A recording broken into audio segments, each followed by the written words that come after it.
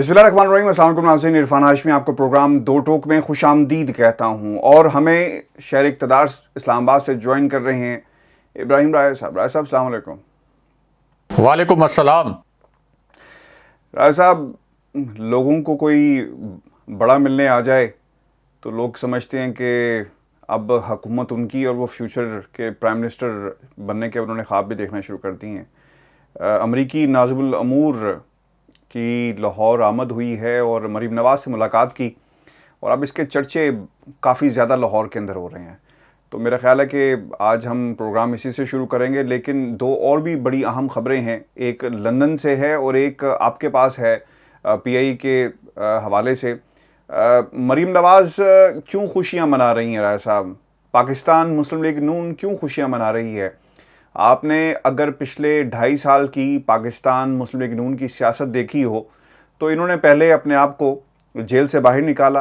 اور جیل سے باہر نکلنے کے بعد ڈیل کی کوشش کی خاموش رہ کر۔ جب ڈیل نہیں ہوئی تو خاموشی کو توڑا گیا،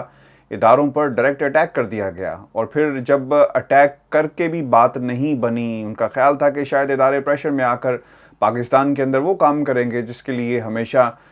بدنام رہتے ہیں، تو وہ کام بھی نہیں ہوا۔ پھر انہوں نے ہر اس موقع کو غنیمت سمجھا جہاں پر پاکستان آرمی کے حوالے سے کوئی بات ہو،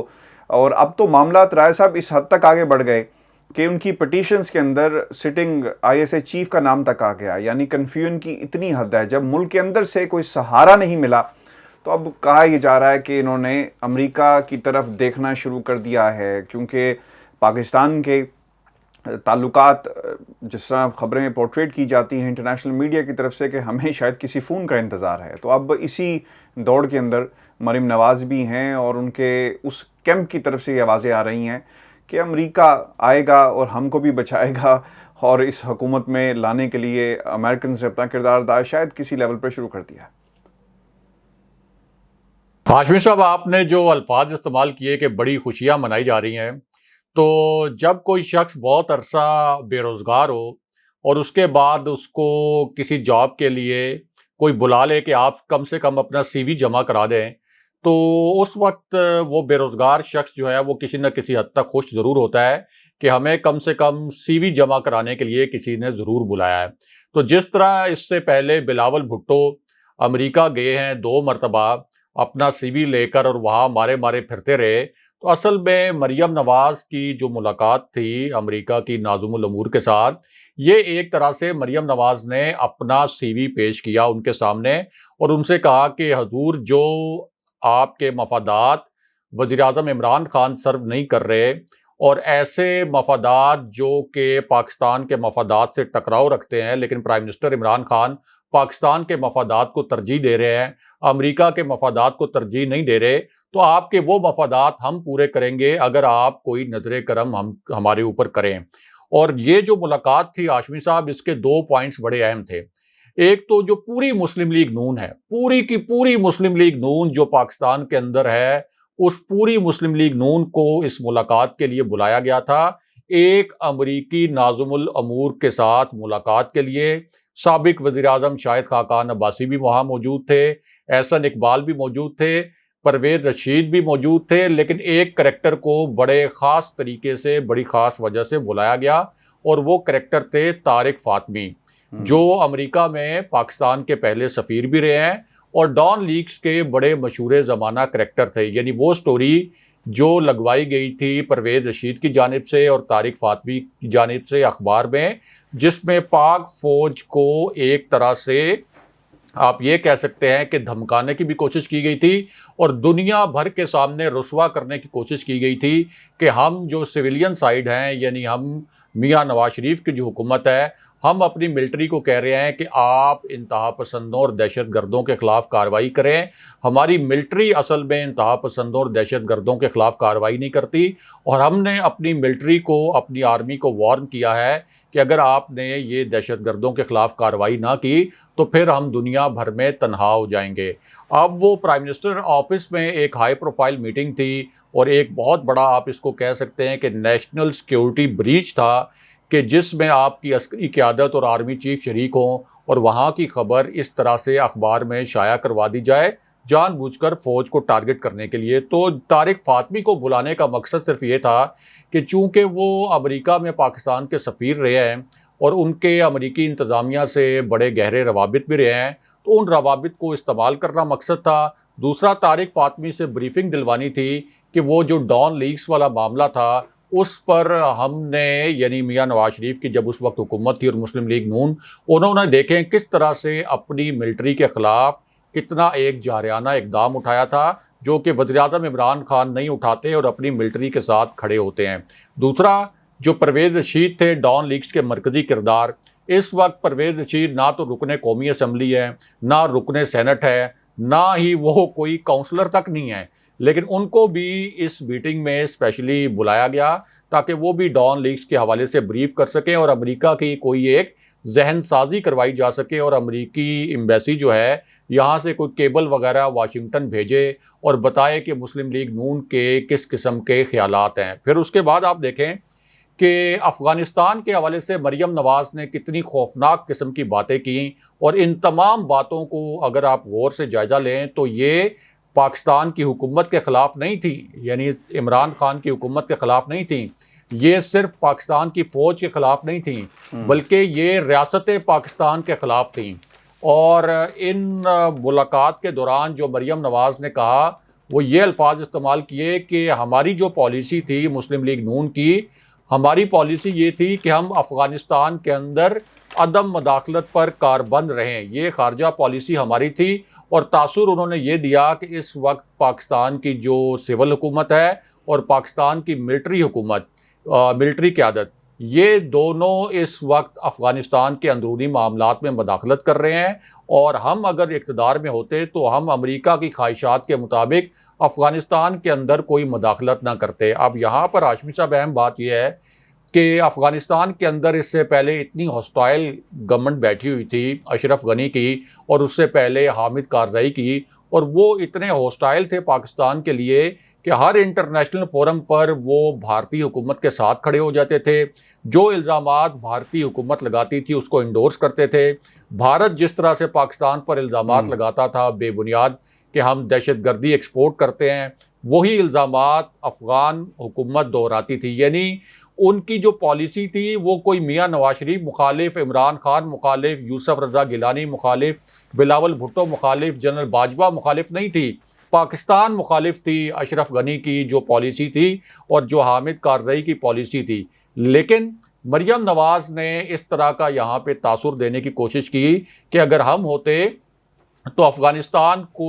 کے معاملات میں مداخلت نہ کرتے، لیکن اس وقت افغانستان کے معاملات میں مداخلت کی جا رہی ہے، حالانکہ امریکہ خود جانتا ہے کہ امریکہ کی جانب سے پاکستان سے یہ ریکویسٹ کی گئی تھی کہ افغان طالبان کو آپ مذاکرات کی میز پر لے کے آئیں اور اس کے بعد وہ پورا مذاکراتی عمل جو ہے اس کو آگے بھی بڑھائیں۔ لیکن یہاں چونکہ ایک پیغام دینا تھا، اس وقت جو بھارتی حلقے اس قسم کے الزامات لگاتے ہیں یا پاکستان دشمن حلقے اس طرح کے الزامات لگاتے ہیں کہ پاکستان افغانستان کے اندرونی معاملات میں مداخلت کر رہا ہے، تو اصل میں مریم نواز نے ان الزامات کو انڈورس کر کے ریاست مخالف زبان استعمال کی تاکہ اپنے سیاسی مقاصد استعمال کیے جا سکیں۔ اس کے بعد انہوں نے یہ بھی کہا کہ میاں نواز شریف جب موجود تھے پاکستان کے اندر اور جب وہ وزیر اعظم تھے تو اس وقت انہوں نے دہشت گردی کے خلاف ایک زبردست قسم کا قومی بیانیہ بنایا، اور انڈائریکٹلی انہوں نے پرائم منسٹر عمران خان اور ہماری ملٹری قیادت پر تنقید کرنے کی کوشش کی کہ شاید انہوں نے دہشت گردی کے خلاف جو بیانیہ ہے وہ کمزور کر دیا۔ اب یہ تو ظاہر ہے کہ ہماری پاک فوج نے جو قربانیاں دی ہیں اور اتنی شاندار قربانیاں دی ہیں، لازوال قربانیاں دی ہیں، ان کی ایک طرح سے توہین کی گئی ہے۔ کوئی دن ایسا نہیں آتا ہاشمی صاحب کہ جہاں ہمیں یہ خبر نہ ملے کہ دہشت گردوں کے ساتھ مقابلے میں کچھ ہمارے بھی جوان شہید ہو گئے ہیں اور پھر دہشت گردوں کو بھی وہ ہلاک کرتے ہیں، لیکن اس کے باوجود وہ یہ تاثر دے رہی تھیں کہ ریاست پاکستان اس وقت دہشت گردوں کی کوئی پشت پناہی کر رہی ہے، اور کوئی دہشت گردوں کے حوالے سے ہمارا جو بیانیہ ہے ریاست کا، یعنی ملٹری کا اور حکومت کا نہیں، ریاست پاکستان کا بیانیہ کمزور ہو گیا ہے۔ پھر ساتھ ہی انہوں نے یہ بھی کہا کہ امریکی صدر کے لیے ہم مبارکباد کا پیغام بھیجتے ہیں، میاں نواز شریف، اور ہماری طرف سے بھی مبارکباد کا پیغام ہے، اور ہم دنیا کے جو جمہوریت پسند ہیں ان کے ساتھ مل کر کام کرنے کے لیے تیار ہیں۔ تو یہ پورا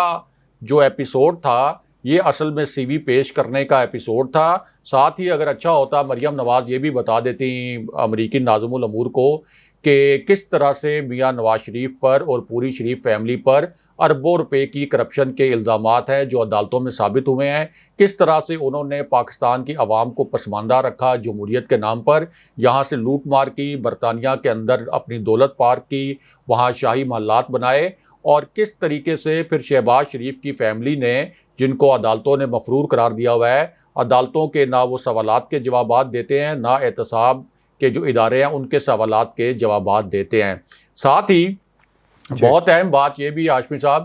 کہ ایک طرف آپ بات کرتے ہیں پاکستان کی, دوسری جانب آپ جب اس طرح کے غیر ملکی عناصر کا سہارا لینے کی کوشش کرتے ہیں حکومت میں آنے کے لیے, تو اس کا مطلب ہے کہ آپ کو ریاستی مفادات تو عزیز نہیں ہیں اور آپ پھر ان کے ایجنڈے پر ان کی خواہشات پوری کریں گے. یہ فرق ہے ہاشمی صاحب پرائم منسٹر عمران خان اور مریم نواز, میاں نواز شریف اور پیپلز پارٹی کے وزرائے اعظم میں, کہ پرائم منسٹر عمران خان کو بھی پتہ ہے کہ امریکہ ایک سپر پاور ہے. پرائم منسٹر عمران خان نے جب ایبسلوٹلی ناٹ کے لفظ بولے تھے اس وقت انہیں پتا تھا کہ امریکہ کا بہت زیادہ انفلوئنس ہے پاکستان کی سیاست پر بھی, تو امریکہ ان کے سیاسی مخالفین کو مضبوط کر سکتا ہے, امریکہ ان کے اقتدار کے لیے خطرہ بن سکتا ہے. یہاں تک کہ ایک وقت ایسا بھی تھا کہ امریکہ ہماری فوجی قیادت کی پالیسیوں پر بھی اثر انداز ہوتا تھا, لیکن اس کے باوجود پرائم منسٹر عمران خان نے ان کی کو خوشامد کرنے کے بجائے, سپر پاور کو خوش کرنے کے بجائے, انہوں نے ریاستی مفادات کو ترجیح دی اور بالکل ٹھیک فیصلہ کیا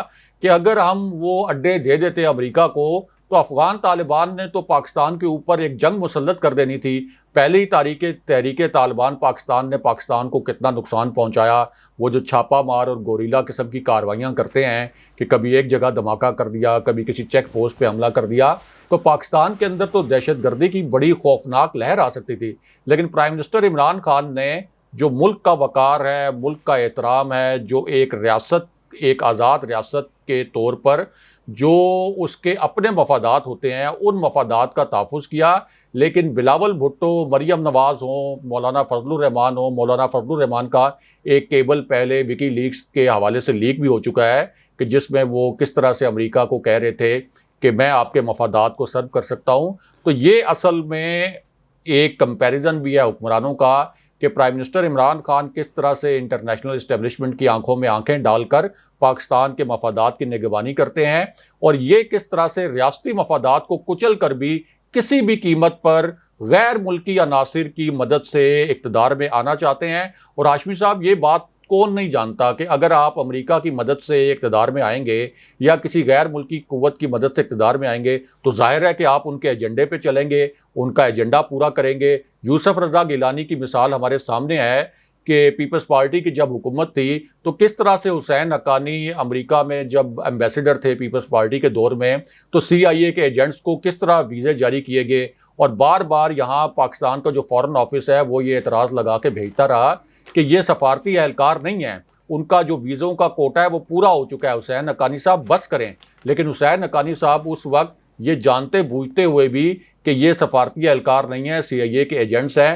ان کو ویزے دیتے رہے, سفارتی اہلکاروں کے بھیس میں وہ پاکستان آتے رہے. یہاں وہ پورا انہوں نے ایک انٹیلیجنس نظام قائم کیا, پھر OBL والا آپریشن ہوا اور پاکستان کے لیے کتنی مشکلات کھڑی ہوئیں. لیکن اب چونکہ وہ سارا سلسلہ بند ہوا ہے, اس لیے امریکی بھی کچھ تھوڑا سا ہماری جو حکومت ہے اس کو پریشان کرنے کے لیے, ان کی پلس چیک کرنے کے لیے, اور تھوڑا سا ایک آپ کہتے ہیں کہ وائب لینے کے لیے کہ کیا پراسپیکٹ آگے ہو سکتے ہیں کہ وزیراعظم عمران خان کا راستہ روکا جائے, کیونکہ انہیں معلوم ہے کہ جب تک وزیراعظم رہیں گے عمران خان تو وہ پھر امریکہ کے مفادات سرو نہیں ہو سکیں گے. بالکل ٹھیک کہہ رہے ہیں. میرا خیال ہے کہ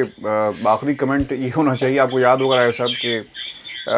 بلاول نے اپنی تقریروں میں بھی کہا کہ میں ایک امریکہ کا دورہ کرتا ہوں تو ان کو تکلیف اور ان کو مشکل نظر آتی ہے اور حالات ان کو مشکل ہو جاتے ہیں. خیر امریکہ کے لیے پاکستان کی نہیں وہ ہو جاتے ہیں, وہ بلاول نے بالکل ٹھیک بات کہی ہے, وہ ہو جاتے ہیں پاکستانی عوام کے جو 22 کروڑ عوام ہے, ملک ان کا ہے نا. بلاول بھٹو صاحب کا تو صرف ملک نہیں ہے, یا مریم نواز صاحبہ کا ملک نہیں ہے, صرف عمران خان صاحب کا ملک نہیں ہے. سن لیں نا ذرا, صرف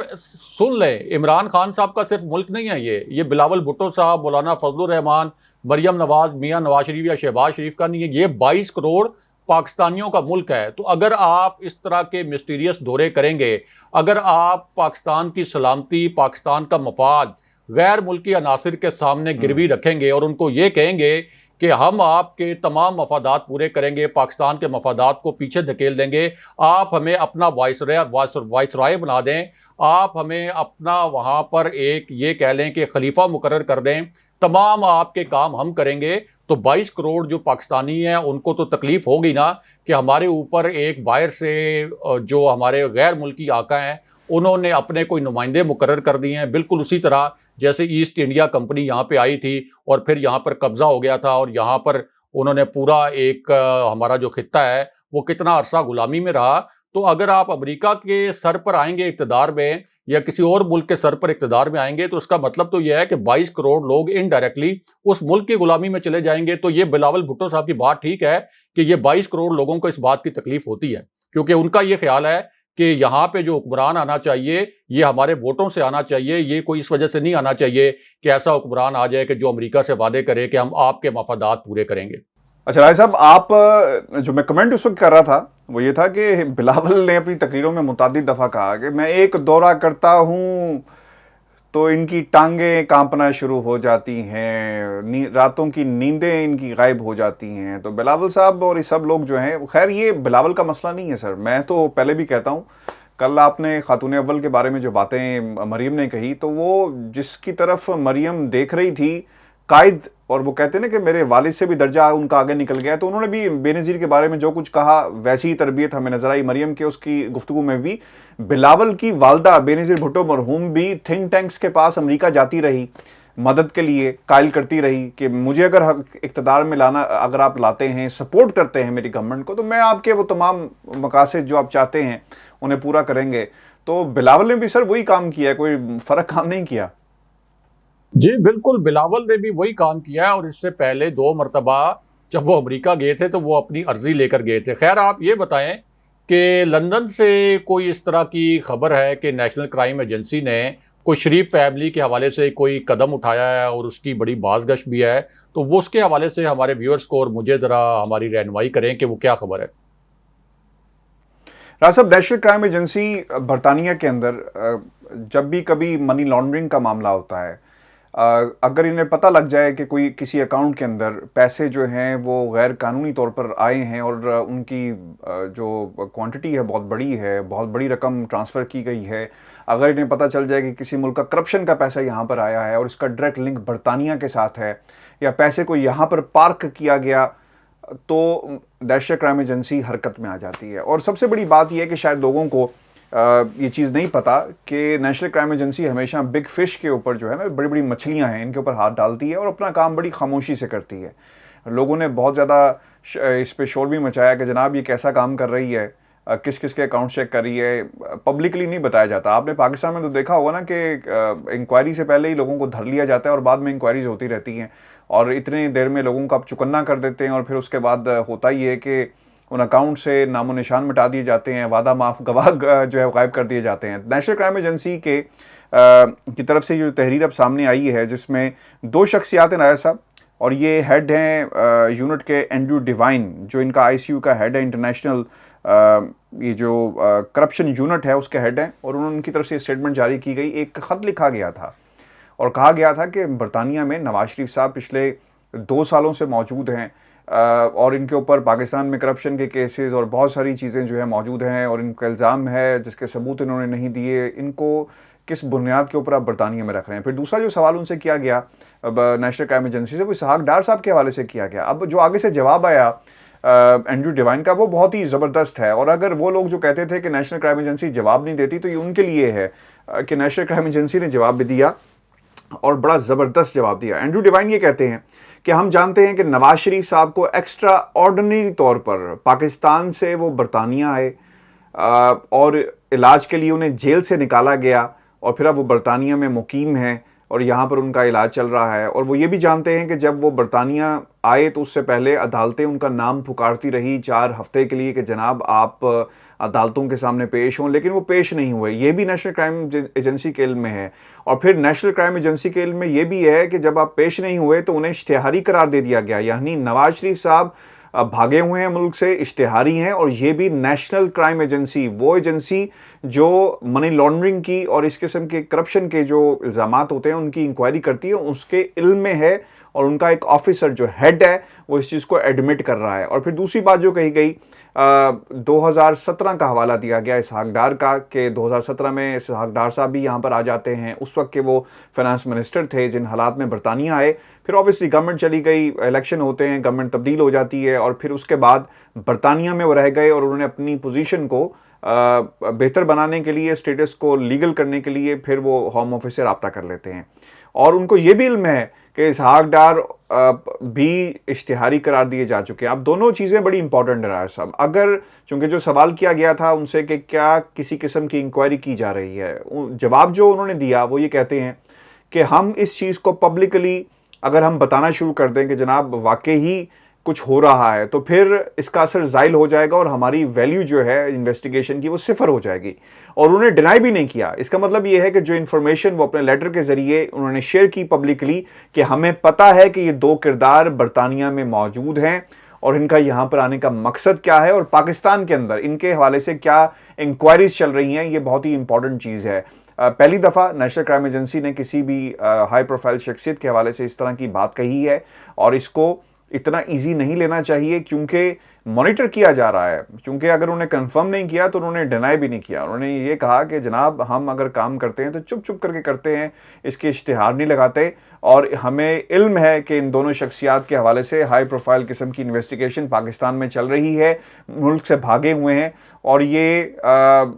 اس چیز کو مزید جو ہے وہ مانیٹر بھی کر رہے ہیں.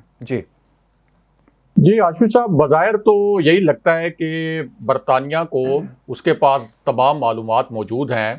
میاں نواز شریف کی کرپشن کی بھی, اور پوری جو شریف فیملی جن حالات میں پاکستان سے منی لانڈرنگ ہوئی وہ ساری معلومات بھی ان کے پاس ہوں گی. ظاہر ہے کہ ان کے بڑے بڑے تحقیقاتی ادارے ہیں, بڑے بڑے ان کے پاس وسائل موجود ہیں, لیکن اب تک جو میاں نواز شریف کے خلاف وہاں کوئی بڑی کارروائی نہیں ہوئی, تو اس کی وجہ یہی نظر آتی ہے کہ کچھ سیاسی وجوہات ہیں, اور برطانوی اسٹیبلشمنٹ اس کو کوئی سیاسی نظر سے بھی دیکھتی ہے, اور اس نظر سے بھی دیکھتی ہے کہ مستقبل میں ہو سکتا ہے کہ مسلم لیگ نون خاص طور پر مریم نواز ان کے مفادات کو سرو کر سکیں, اس لیے وہ شریف فیملی کے خلاف کوئی کارروائی نہیں کرتے. ورنہ جس قسم کے عدالتی ڈوسیئر بھیجے گئے اور اعلیٰ ترین عدالتوں سے میاں نواز شریف نااہل بھی ہوئے اور ان کے اوپر کرپشن کے مقدمات بھی چلے, اور یہ پورے جو عدالتی فیصلے تھے ان کی نقول بھی برطانوی حکومت کو بھیجی گئی, ایک مرتبہ نہیں کئی مرتبہ, لیکن اس کے باوجود انہوں نے کوئی کارروائی نہیں کی, پاکستان کی اعلیٰ ترین عدالتوں کا احترام نہیں کیا.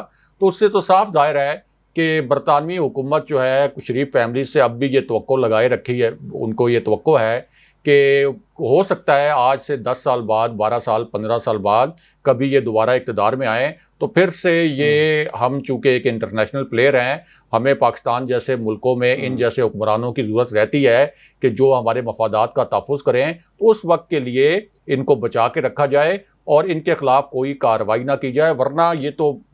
پاسبل ہی نہیں ہے اور یہ ممکن ہی نہیں ہے کہ جس قسم کی کرپشن کا لیول سامنے آیا ہے شریف فیملی کا, کہ برطانوی حکام اور برطانوی تحقیقاتی ایجنسیاں ان سے واقف نہ ہوں. آپ صحیح کہہ رہے ہیں راج صاحب, ڈسکریمنیشن تو پائی جاتی ہے برطانیہ کے اندر. ڈومنک راب 5 ممالک کے حوالے سے جو کرپشن دوسرے ملکوں میں ہوئی پابندیاں لگا دیتے ہیں, لیکن پاکستان میں عدالتوں نے فیصلے کیے, وہاں کی انویسٹیگیشن ایجنسیز نے فیصلے کیے, اس کو بھی پولیٹیکلی. اور میں آپ کو ایک بات بتاؤں, اس سینیریو میں جب ہم نے ایبسولوٹلی ناٹ کا نعرہ لگایا, انٹرنیشنل پلیئرز باقاعدہ ریلیونسی تو اپنی شو کریں گے, اور یہ کردار جو کسی کے کہنے پر بھی چل پڑتے ہیں, صرف انہیں اقتدار چاہیے, اب یہ ریلیونٹ بھی ہوں گے. آپ کو یاد ہوگا ماضی میں ایک خبر ہم نے دی تھی یہاں سے کہ انہوں نے امریکہ سے بھی مدد مانگی ہے اور امریکہ سے بھی رابطوں میں ہیں, اور وہاں پہ جو ان کے چاہنے والے تھے انہوں نے بھی لابنگ شروع کر دی تھی کہ نواز شریف صاحب اگر امریکہ آئیں گے تو پھر کیا ہوگا جب جو بائیڈن کی حکومت آتی ہے. تو یہ ریلیونسی تو رائے صاحب ہے, اور ریلیونٹ رہنے کے لیے یہ لوگ کچھ نہ کچھ جو ہے وہ اس طرح کا اقدام جو ہے وہ ضرور کرتے رہتے ہیں. میرا خیال ہے رائے صاحب اس کے اوپر مزید ہمیں بات کرنی چاہیے, کیونکہ یہ معاملہ یہاں نہیں رکے گا, اور جو آخری خبر تھی ہماری پی آئی ای کے حوالے سے, اس پر انشاءاللہ ہم کل بات کریں گے. ویورز, یہ ہمارا شو تھا, کمنٹس بھیجیے گا, چینل کو ضرور سبسکرائب کریں. اجازت دیجیے, اللہ نگہبان.